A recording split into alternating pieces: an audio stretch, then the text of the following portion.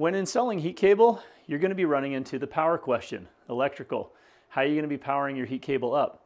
Now, heat cable constant wattage is always pretty much 120 volt.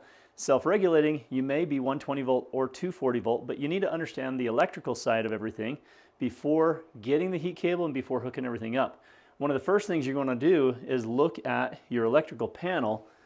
You're going to open this thing up and make sure you know what kind of power sources you have available for your heat tape. We'll go into other sources around the outside of the house and how you're going to hook it up.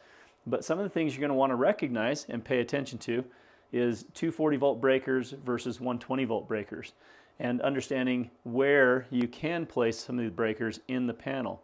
If you already have a circuit set up and you're going to be hooking things up on the outside, that's great. If you need to add an additional circuit, understand the panel system and the electrical. If you're not familiar or comfortable with this, make sure you check with an electrician and get someone in to do the work that you need done. Now, let me explain something with 240 volt versus 120 volt. Obviously, we can see some large breakers here and some smaller breakers. The large ones are 240 volt.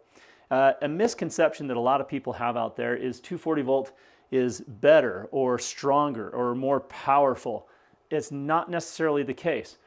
The best way for me to describe the difference between 240 volt and 120 volt is similar to, let's say, two trucks, a Ford F-150 and a Ford F-150. It's just one of them might have twice the gas in it. That's kind of the way a 240 volt breaker works, is they will both perform the same, just one has more to go longer, to go further. So in heat cable, the 240 volt will help you to go further with the length of cables versus 120 volt, you can't quite go as far. They still both perform very much the same. One is not more efficient or better than the other. So keep that in mind. 240 volt, 120 volt, a lot of it just pertains to the length of cable you need to install, or maybe the breaker size or the power you have available. Before installing your heat cable, or even deciding what heat cable you want to do, looking for all your power resources around the home and understanding what you're going to utilize for the heat tape is going to be one of the first things you do. And one of the locations I go to first, anytime I'm looking on a home, is the service meter. So the service meter, I typically want to open this up and understand what might be available in here and seeing what sources are here.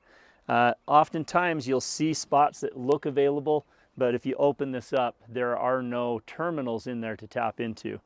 But other locations that are very common to utilize for power sources are EVE outlets.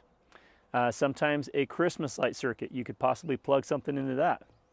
Above me, I actually have an outlet right up here that we could utilize if this is an area where I needed heat tape. So there's an outlet up there, but a lot of times people have soffit outlets that you can tap into. Other locations that are commonly used, I mean, if you wanted to, we have a downspout located not far from here, but we have an outlet right by the porch. So plug in a heat tape line into this, running it down and around, kind of hiding it behind a plant.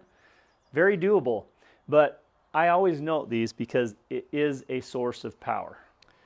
Another good source of power, especially if you need 240 volt and you can't get it somewhere else. If you got air conditioning units somewhat remotely close to the downspout you might be utilizing, you can often tap or utilize the power from the AC circuit to run your heat tape. The air conditioning and heat tape should never really be operating at the same time of the year anyway, and there are ways to do this properly so it meets code, but we'll give you more instructions on that in some other videos. But your air conditioning unit service and the circuit for that is definitely an optional source of power. On this side of the house, I've identified a hot tub circuit. This is a disconnect for a hot tub. There is no hot tub, so this is a possible source for a heat cable circuit that I can actually utilize the power from this. If no hot tub's going to be in, I can conduit over to a downspout and possibly utilize this. So another good source. There are a lot of ways you can get power to your heat cable on your home. So we've touched on a few. For additional help, reach out to us. We want to help you out. We want to steer you in the right direction. We want you to do your project right. So keep in touch with us. Let us know how we can help you. But hopefully this was a good video to give you some ideas of what you can look for on your home.